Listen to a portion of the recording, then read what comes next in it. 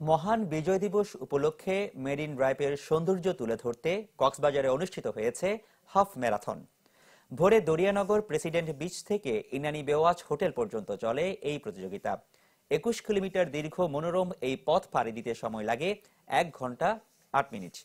কক্সবাজার জেলা প্রশাসন ও 10 পদাতিক ডিভিশনের আয়োজনে এই ম্যারাথনে অংশ নেন দেশি বিদেশি 248 জন। মেরিন ড্রাইভের একদিকে নীল জলরাশি, আরেক পাশে আকাশ ছোঁয়া পাহাড়, এমন অপরূপ মুগ্ধতায় আচ্ছন্ন হন সকলেই। ভবিষ্যতেও এই আয়োজনের প্রত্যাশা ছিল সবার কণ্ঠেই। ম্যারাথন শেষে 20 জনকে পুরস্কৃত করা হয়। বছর শেষের খুশি নগদে হবে বেশি। নগদ পেমেন্টে নির্দিষ্ট ক্যাটাগরির কেনাকাটায় 300 টাকা পর্যন্ত ক্যাশব্যাক। আমার অনেক ভালো লাগছে, অনেক সুন্দর লাগছে এই রাস্তায়, আর এখন ক্লান্ত লাগে। ফিজিক্যাল ফিটনেসের উপর গুরুত্ব দেওয়া দরকার। এই জন্য পড়াশোনার পাশাপাশি মানসিক স্বাস্থ্য এবং শারীরিক স্বাস্থ্যের যত্ন নিতে হইলে দৌড়াদৌড়ি খুব সহজ উপায়। অপরূপ সৌন্দর্যের যে লীলা, সেগুলোকে ধারণ করে আমরা আমাদের পর্যটনকে আরো বেশি সমৃদ্ধ করতে চাই।